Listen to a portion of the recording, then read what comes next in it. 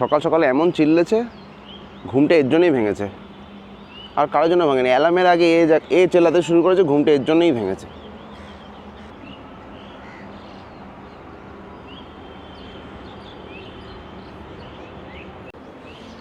So hello, good morning from Varanasi. আজকে আমাদের day 2। রাত্রে একটা খুব সুন্দর ঘুম দিয়েছি, কন্টিনিউয়াস মোটামুটি 7-8 ঘন্টা। আর এই ঘুমটা হচ্ছে আমাদের পুরো ট্রিপের ফুয়েল। অ্যাকচুয়ালি কালকে রাতে তো খুব একটা ঘুম হয় না, কারণ জিনিসপত্র গোছাতে, জিনিসপত্র সেট করতে, কোনো কিছু মিস করছি কি নাকি এইসব ভাবতে ভাবতে ভাবতে ভাবতে ঘুমটা আলটিমেটলি হয় না। তো কালকে রাতে সেই ঘুমটা হয়নি। আজকে আমরা টানা 8 ঘন্টা ঘুমিয়েছি। এই ঘুমটা মানে ট্রিপের মেন ঘুম। এরপর থেকে পুরোটাই হবে মানে এটা হচ্ছে সবচেয়ে বেশি ডিস্টেন্স, অ্যাকচুয়ালি 700 কিলোমিটার হচ্ছে সবচেয়ে বড় distance Kolkata to Varanasi. Next যেটা হবে সবচেয়ে বড় ডিস্টেন্স হচ্ছে লখনৌ টু চণ্ডীগড়। রাস্তা ভালো থাকবে আর আমরা লখনৌতেও এনাফ ঘুমের টাইম পাবো, সো ওটা খুব একটা হেক্টিক হবে না। আর নেক্সট হেক্টিক হবে যখন বারাণসী থেকে কলকাতা যাবো, তারপরে তো বাড়িতেই পৌঁছে যাচ্ছি, তো অসুবিধা হবে না। আর এই আজকের দিনের ঘুমটা, আজকের দিনের রেস্টটা খুব ইম্পর্টেন্ট। তার থেকে বড় কথা, আজকে আমরা যাচ্ছি লখনৌ এখান থেকে কত কিলোমিটার, 300 মতো, তো খুব একটা ডিস্টেন্স না। তো কালকে আমরা এনাফ রেস্ট পাবো, তারপরের দিন চণ্ডীগড় যেতে খুব একটা অসুবিধা হবে না, সেটাও অলমোস্ট 700-র উপরে। তো রেস্ট পাওয়ার পর চণ্ডীগড় যাওয়া মানে খুব একটা অসুবিধা হবে না। টায়ার্ড হবে, বাট সেরকম মানে হেক্টিক হবে না। তো সকাল সকাল গাড়িতে একটু টায়ারে একটু হাওয়া দিয়ে নিলাম, আর একটু রেডি হয়ে বেরোনো যাক। চলো, চক চক চক চক চক চক চক চক চক চক।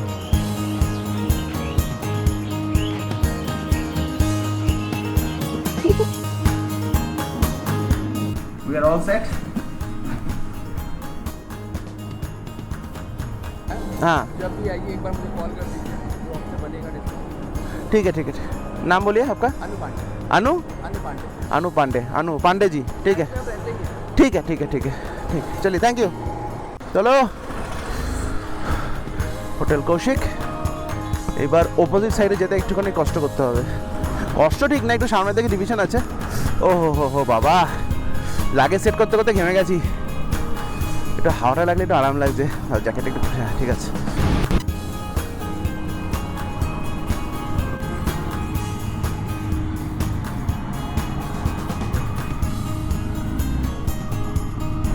আমাদের দুটো রুট আছে লখনৌ, একটা এদিক দিয়ে বারাণসী থেকে বেরিয়ে লেফটের দিকে, আর একটা স্ট্রেট।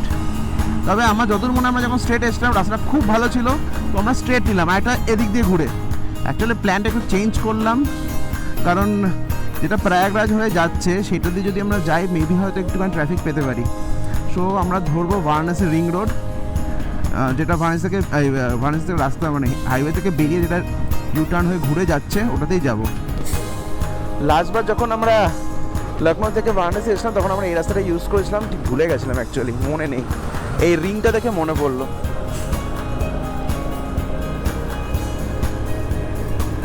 এলাহাবাদ হয়ে যদি যেতাম, ওখানে একটুখানি জ্যাম পেতাম, এখানে একটু কম, অ্যাকচুয়ালি নাও পেতে পারি।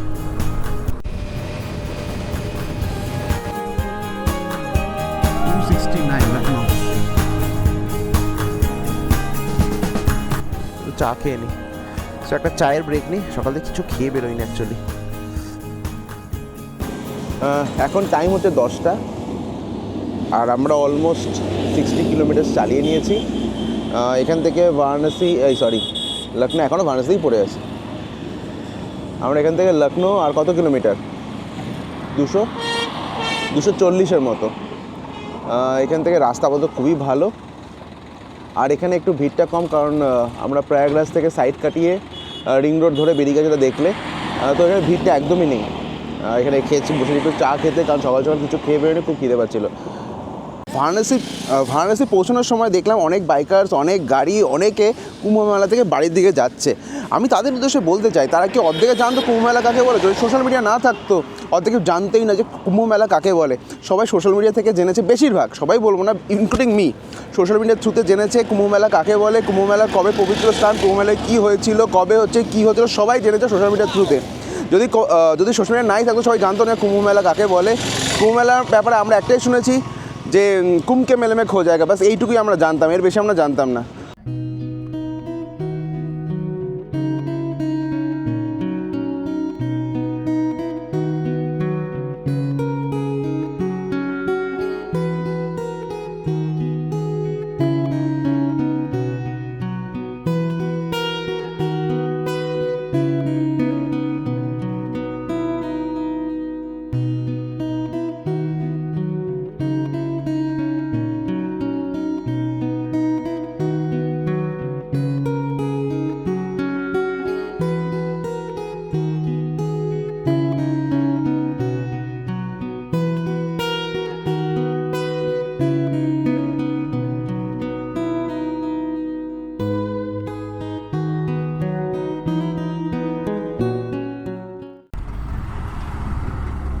এরা ফুল হাইওয়ে ব্লক করে কী করে যে গাড়ি ঘোড়ায়, কোথায় যে পায় এত সাহস কে জানে। ওকে, হাইওয়ে থেকে আসার সময় ডান দিকে একটা রাস্তা ছিল যেটা অ্যাকচুয়ালি হাইওয়ে, সেটাতে প্রচণ্ড জ্যাম। তো আমরা ভাবলাম বাদিকে আরেকটা রাস্তা গেছে, সেটা ফাঁকা। এবার সেটাই গিয়ে দেখি আন্ডার কনস্ট্রাকশন হচ্ছে রোডটা এখনো রেডি না। তো বাদিক দিয়ে কিছু একটা করে যাওয়ার চেষ্টা করছি, লোকাল তো বলে এদিক দিয়েও যাওয়া যায়। তো জ্যামটা কাটানোর জন্য একটু প্রচেষ্টা। তো এই রাস্তাটা ওই রাস্তাটাকে একটু এগিয়ে গিয়ে কানেক্ট করবে। বাপরে বাপ, ঠিক আছে, মানে যাওয়ার জ্যামটা কেটেছে কিছুটা, যাক তাও ভালো।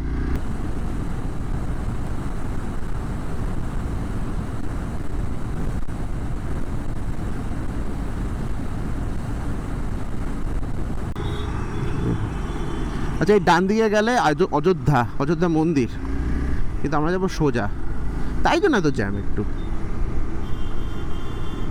ওই দেখ আবার আমাদের ঘুরে গেল। কি রে ভাই, ভাই প্লিজ পটি করিস না, তাকাচ্ছে দেখছে ও।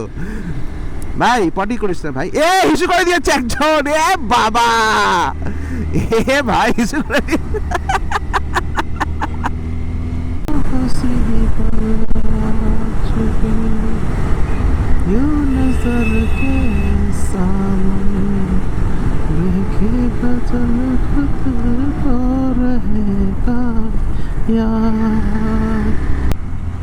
ওকে, লখনৌ এখান থেকে আর 20 কিলোমিটার প্রায় চলে এসেছি। কিন্তু আমাদের হোটেল গোমতীনগরে আছে, ওইখানে বুক করেছি হোটেল। তো হোটেলের ডিরেকশনটা হয়তো ডিফারেন্ট হবে, পরে আমরা সব কিছু জিনিসপত্র রেখে তারপর লখনৌ শহরে ঢুকবো। এখন হোটেলে যাব। গোমতীনগর দেখা যাচ্ছে লেফট হ্যান্ড সাইড 7, মানে তার আগেই হবে।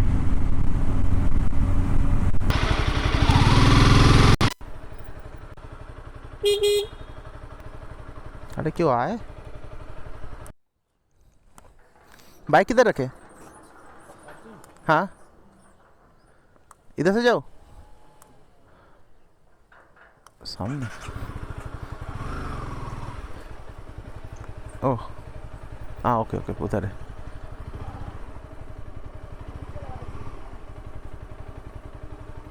এখানে রাখি, গাছের তলায় রাখি, আমার এবার মাটিতে রাখলে স্ট্যান্ড ঢুকে যাবে, এখানে রাখি আপাতত।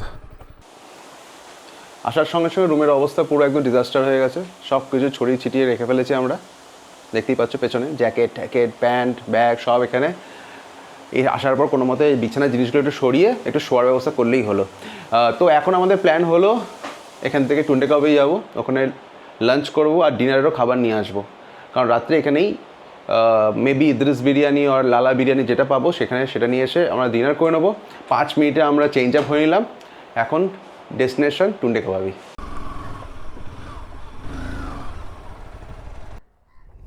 দেখি, এটা তো টুন্ডেকাওয়ে দিলাম। কাকিমা সাবধান। তাও এখন দুপুর বলে একটু ফাঁকা আছে মোটামুটি। হ্যাঁ, সামনেই। আরে বাবা,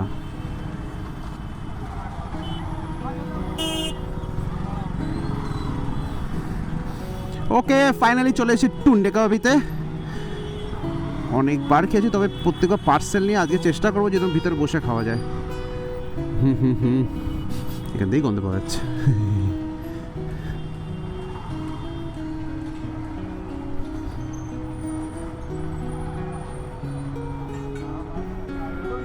বাইক কিধর রাখে?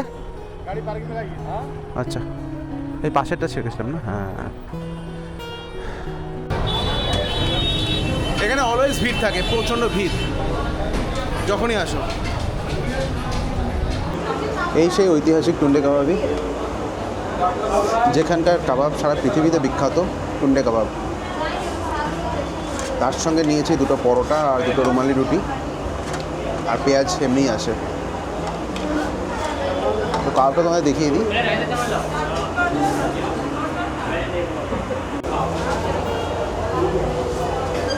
चियर्स। मुस्कुराइए, आप लखनऊ में है। সো ফাইনালি খাওয়া দাওয়া করে বাইরে এলাম। খাবার বেশ সস্তা। টুন্ডে কাবাব মানে যেটা গালোটি কাবাব ওটা 160 টাকা, বিরিয়ানি 200 টাকা হাফ প্লেট, মানে যেটা একজনের জন্য এনাফ। খুব ভালো কোয়ালিটি, প্রচণ্ড ভালো গালোটি কাবাব, প্রচণ্ড ভালো খেতে। তবে এবার আমরা ট্রাই করবো হচ্ছে ইদ্রিস বিরিয়ানি। তার জন্য এখান থেকে আশা করি 2 কিলোমিটার, খুব শিওর না, আগেরবার গেছিলাম 2 কিলোমিটারই ছিল, আর সেটা খাবো আমরা ডিনারে। তো যাওয়া যাক। টোটো সব জায়গাতে জ্বালাচ্ছে, পশ্চিমবঙ্গ থেকে শুরু করে উত্তরপ্রদেশ, বিহার, সব জায়গাতে এদের দাপট, সব জায়গাতে রাস্তায় যেখানে কিছু ঘুরিয়ে দিচ্ছে, যেখানে কিছু দাঁড়িয়ে পড়ছে।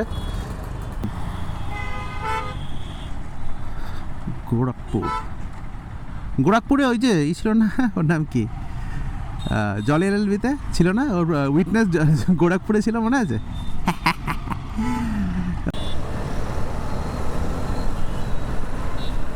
এত বড় আছে? যাই না, এখানকার ইকো পার্ক, লখনৌর ইকো পার্ক এটা। এখন বাজে 6:30 মতো, আর এখন হোটেলে চলে আসলাম, কারণ আর খুব টায়ার্ড লাগছে, ঘুমও পাচ্ছে, ওই জন্য আর কোথাও গেলাম না, কারণ সিটিতে প্রচুর জ্যাম ছিল। কোথায় গেল ম্যাডাম, কই গেল কে জানে? ও এখানে, চলো। সো এখন গিয়ে শুই, রেস্ট নিই, আবার কালকে এখান থেকে চণ্ডীগড়। সো দেখা হচ্ছে নেক্সট ব্লগে। এখান থেকে শেষ, এই অবধি রাখছি, এখানেই শেষ করি, কারণ খুব টায়ার্ড লাগছে, ঘুমাই একটু। ততক্ষণের জন্য বাই, গুড নাইট।